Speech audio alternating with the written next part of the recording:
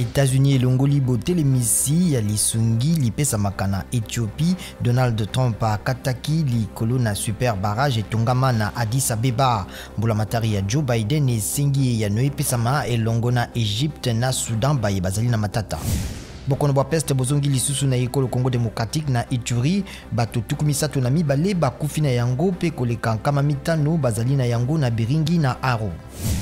Basoda babale bamampinga ma ekolo Congo démocratique lokola pe moko na basimba minduki simba bakufi na bitumba basalaki lobi na Kisangani.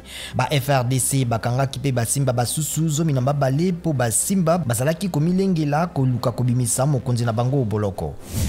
Baleopard ya basket ya mibali bazali kobeta lelo na Tunisie na Maroc pe lobi na Madagascar pona kowelela esika na phase finale Afro Basketball Kigali 2021. Lobi loleki bayi RDC ba kuisamaki 68-69 liboso ya Centrafrique.